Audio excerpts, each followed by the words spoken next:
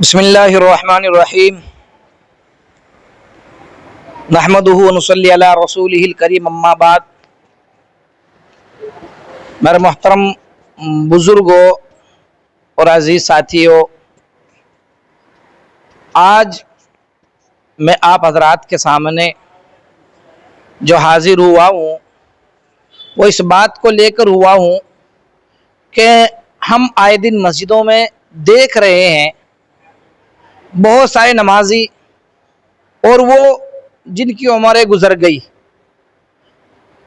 कई कई साल वो नमाज पढ़ते हो गए, उम्र दराज हो गए, लेकिन नमाज पढ़ने का सुन्नत तरीक़ा क्या है वो अब तक उन्हें मालूम नहीं हो सका। आज की इस वीडियो के ज़रिए हम आपको नमाज पढ़ने का वो सुन्नत तरीक़ा बतलाने की पूरी कोशिश करेंगे। अगर आप हज़रात इसको बगौर समाअत फरमाएं तो यकीनन आपको समझ में आ जाएगा कि नमाज पढ़ने का सुन्नत तरीक़ा क्या है और वो किस लिए और कैसे पढ़ा जाता है। तो इसको मद्देनज़र रखते हुए हमने अपने ही तलबा को, मदरसे के जो तलबाए किराम हैं, उन बच्चों को खड़ा किया है। आप हज़रात के सामने उनको बताया जाएगा, आप हज़रात को दिखाया जाएगा और सारी चीज़ साथ साथ आपको समझा दी जाएगी। मुलाहज़ा फरमाएं, ये हमारे मदरसे के वो तालिबे इल्म, छोटे छोटे बच्चे कि जिनको अपनी तरफ मुतवज्जा करके, बच्चों हमारी तरफ मुतवज्जा हो जाओ, थोड़ा इधर देखो और सुनो। सबसे पहली चीज़ है कि नमाज पढ़ने का सुन्नत तरीक़ा, कि जब आप नमाज के लिए खड़े हों तो सबसे पहले अपने पैरों पर नज़र डालें। पैर किधर हैं? नीचे।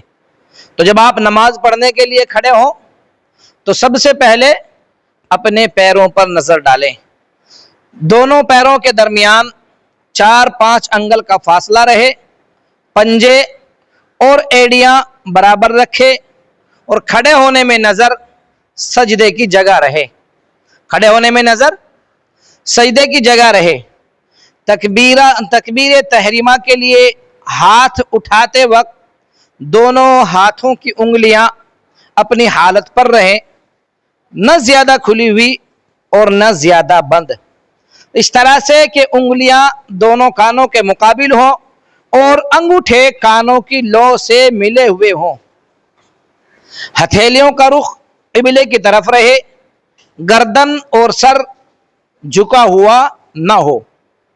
गर्दन और सर झुका हुआ न हो। अच्छा, तकबीर तहरीमा के बाद दाएं हाथ के अंगूठे और छोटी उंगली से बाएं हाथ के गट्टे को नाफ के नीचे पकड़ें और बाकी 3 उंगलियां कलाई पर रहें। खड़े होने में हालत चुस्त हो, पैर ढीले ना हो और एक पैर पर सहारा देकर ना खड़ा हुआ जाए। रुकू में पुश्त, मूंढे और सर बराबर रहें। दोनों हाथों से दोनों घुटनों को उंगलियां खुली रखकर मजबूत पकड़ लें। रुकू में नजर पंजों पर रहे। रुकू से सीधा खड़े होने के बाद सजदे में इस तरतीब से जाएं, जमीन पर सबसे पहले घुटने, फिर हथेलियां, फिर उंगलियां, उसके बाद पेशानी रखें। सजदे में दोनों हाथों की उंगलियां बिल्कुल बंद रहें और कानों के बिल मुकाबिल रहें। नीज दोनों पैरों के सिरे दबे हुए क़िबले की तरफ हों। सजदे में नज़र नाक के बांसे पर रहे। समझ में आ रही है? सजदे में नज़र नाक के बांसे पर रहे। सजदे से उठते वक्त पहले पेशानी, फिर नाक, फिर हाथ उठाएं। बैठने में कमर और सर सीधा रहे, झुका हुआ ना हो। दोनों हाथ रानों पर रहें। बैठने की हालत में नजर गोद में रहे। तशहुद में शहादत की उंगली अशहदु अल्ला इलाहा पर उठेगी और इल्लल्लाह पर गिर जाएगी। सलाम फेरते वक्त नजर मूंढे पर रहे। गर्दन इस कदर मुड़ जाए कि पिछली सफ वालों को चेहरा नजर आ जाए। दुआ के लिए हाथ सीने के बराबर उठाएं। दोनों हाथों के दरमियान 1-2 उंगली का फासला रहे। दुआ के बाद दोनों हाथ चेहरे पर फेर लिए जाएं। ये आप हजरात को जो तरतीब बताई है उस तरतीब के साथ में अब मैं चाहता हूं कि आप हजरात को दावत दूं और आप हजरात के रूबरू आऊं और आपसे कहूं कि जब आप नमाज पढ़ने के लिए खड़े हों तो सबसे पहले पैरों पर नजर डालें। आप अपने पैरों पर नजर डालें, हाँ पैरों पर नजर डालें। जो आपके पैर है अपने दोनों अपने पैरों पर नजर डालें। पैरों के दरमियान 4 या 5 अंगल का फासला रहे, इस तरीके आगे हो, आगे ऐसे।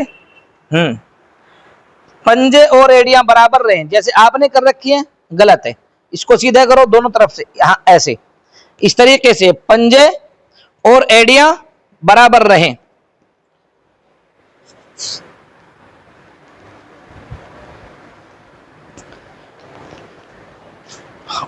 आपके भी पंजे और एड़ियां बराबर रहे इस तरीके से, ठीक है भाई, माशाल्लाह बहुत बेहतर।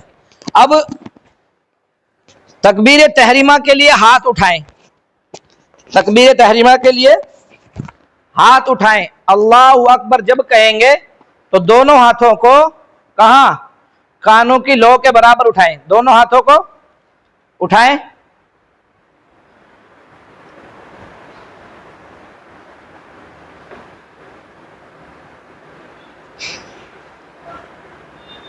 हाँ हाथ आपके उठे हुए हैं, ये बिल्कुल गलत है, इसको सीधा करें, ऐसे ऐसे ऐसे करो, ऐसे ऐसे करो, ऐसे नहीं ऐसे। उंगली उंगली अपनी हालत पर रहे, उंगलियां अपनी हालत पर रहे, उंगलियां सीधी करो, सीधे ऐसे।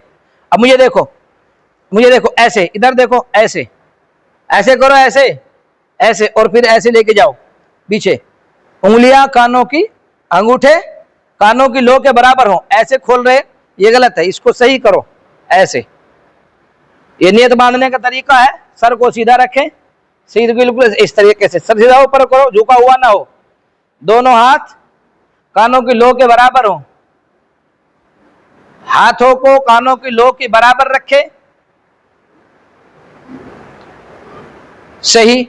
इस तरीके से आप नमाज के पढ़ने की मश्क भी होगी और आपकी प्रैक्टिस भी हो जाएगी। चेहरे तुम्हारे किसी के भी साफ नजर नहीं आ रहे हैं, खैर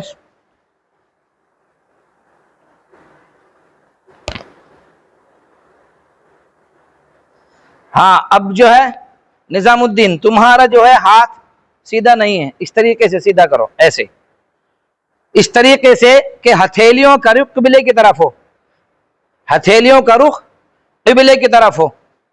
अब आप अल्लाहु अकबर कह करके नियत बांधेंगे, तो नियत बांधने में अंगूठा और छोटी उंगली से ऐसे हल्का बनाकर गट्टे को पकड़ेंगे मजबूत, नाफ के नीचे पकड़ो, नाफ के नीचे, गट्टे को नाफ के नीचे पकड़ेंगे मजबूत, पकड़ लिया। खड़े होने में नजर सजदे की जगह रहे, खड़े होने में आपकी नजर कहां रहेगी, नजर सजदे की जगह रहेगी।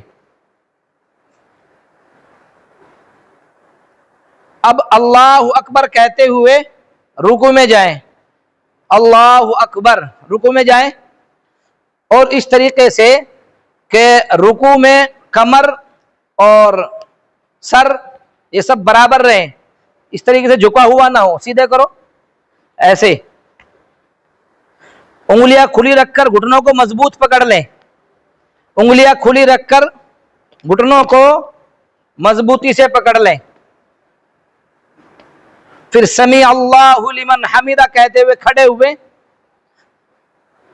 खड़े हो जाएं, समी अल्लाहु लिमन हमीदा। और इस तरीके से कि सजदे में जाते हुए पहले घुटने, उसके बाद हथेली, उसके बाद उंगली, उसके बाद नाक, उसके बाद पेशानी। चलो सजदे में जाओ, अल्लाहु अकबर। ये सजदे में जाने की है कि जब आप सजदे में जाएं तो सजदे की हालत ये रहे कि आपका बिल्कुल बराबर हो, ये इकराम तुम्हारा जो है थोड़ा ऊंचा हो रहा है, थोड़ा नीचे हो रहा है ऐसे, इस तरीके से नमाज पढ़ने का ये सुन्नत तरीका है। और अल्लाह अकबर जब कह के सजदे से उठेंगे तो पहले पेशानी, उसके बाद हाथ और उसके बाद घुटने उठाएंगे। और तशाहुद की हालत में जब बैठेंगे तो अल्लाह अकबर कह करके बैठ जाओ। बैठ गए तशाहुद की हालत में, नजर कहाँ रहेगी? नजर गोद में रहेगी। तशाहुद की हालत में नजर बिल्कुल नीचे और गोद में रहेगी आपकी। और शहादत की उंगली अशहदु अल्लाह इला पर उठेगी। अशहदु अल्लाह इलाहा उठाओ, इल्लल्लाह पर क्या होगी? गिर जाएगी। बहरहाल ये नमाज पढ़ने का सुन्नत तरीका है। अब सलाम फेरेंगे तो गर्दन इस कदर मुड़ जाए कि पिछली सफ वालों को चेहरा नजर आ जाए। अस्सलामु अलैकुम रहमतुल्लाह, पूरी गर्दन आपको फेरनी है। दूसरी तरफ अस्सलामु अलैकुम रहमतुल्लाह, अब दूसरी तरफ सलाम फिर गई। अब हाथ दुआ के लिए उठाएंगे तो हाथों को सीने के बराबर रखें, हाथ अपने सीने के बराबर हो। और इस तरीके से जब दुआ से फारिग हो जाए तो अपने हाथों को चेहरे पर फेर लिए जाएं। ये नमाज पढ़ने का सुन्नत तरीका हो गया। इस तरीके से अगर रोजाना थोड़ी थोड़ी भी हम इसकी क्या करेंगे? प्रैक्टिस करेंगे और सीखेंगे तो पूरी नमाज हमारी मुकम्मल हमसे आ जाएगी और हम अपनी नमाजों को सुन्नतों के मुताबिक बना लेंगे ना इंशाअल्लाह। अब बात एक मसला फंसता है और वो ये है कि बहुत सारे हजरात इस तरफ गए हैं कि सजदे में कैसे जाएं। हमारे उलमा यानी कि जो हमारे अकाबिर हैं उनका कहना ये है कि नबी अलैहिस्सलातु वस्सलाम का फरमान है कि तुम सजदे में इस तरीके से मत जाओ जैसे ऊंट बैठता है। कैसे? ऊंट बैठता है। और ऊंट बैठने की हैयत अल्लाह के नबी ने बयान की है, ना कि लोगों में बहस मुबासे के लिए, बल्कि उसका बिल्कुल एक खुलासा मेरे नबी पाक सल्लल्लाहु अलैहि वसल्लम ने करके बताया। और जो हमारे अकाबिर, हमारे उलमा, हमारे असलाफ ने जो उसको समझा है वो ये है कि सजदे में जाते हुए सबसे पहले जो सजदे के जो जमीन के करीब होगा उसको हम जमीन पर टेकेंगे। जैसे अल्लाहु अकबर कहेंगे तो हमारे घुटने टिकेंगे, घुटने के बाद हमारी हथेलियां, उंगलियां, उसके बाद नाक और पेशानी, और इसका उठने में इसका उल्टा करेंगे। बहरहाल इस पर जो असल मौक़िफ़ है वो ये है, वो कहते हैं कि सजदे में जाते हुए पहले हाथ रखें। अल्लाह के नबी ने मना फरमाया, यूं फरमाया कि तुम सजदे में इस तरीके से मत जाओ जैसे ऊंट जाता है, यानी जैसे ऊंट बैठता है। अब ऊंट बैठने की हैयत मैं भी आप हज़रात को बता दूं कि ऊंट जो है, जो होता है वो इस तरीके से रहता है, ऐसे ऐसे ऊंट की हैयत रहती है। और वो ऊंट की हैयत जो है बड़ी भद्दी और बुरी मालूम होती है। इसलिए इस हैयत को बताने के लिए नबी पाक सल्लल्लाहु अलैहि वसल्लम ने इरशाद फरमाया कि तुम इस तरीके से मत जाओ जैसे ऊंट बैठता है। बहरहाल यहाँ जो रावी थे उनको सहू हो गया और रिवायत के अंदर कुछ जो है गड़बड़ी मालूम होती है कि वो कुछ रिवायत भूल गए। बहरहाल जो हमारे अकाबिर, हमारे असलाफ और हमारे उलमा ने जो समझा है वो यही है कि सजदे में जाते हुए सबसे पहले जो सजदे के करीब है, यानी जो जमीन के करीब है, उसको जमीन पर टेकेंगे। ठीक है। अल्लाह तबारक व तआला हम सबको कहने सुनने ज्यादा अमल की तौफीक अता फरमाए। आमीन व आखिर दावाना अल्हम्दुलिल्लाहि रब्बिल आलमीन।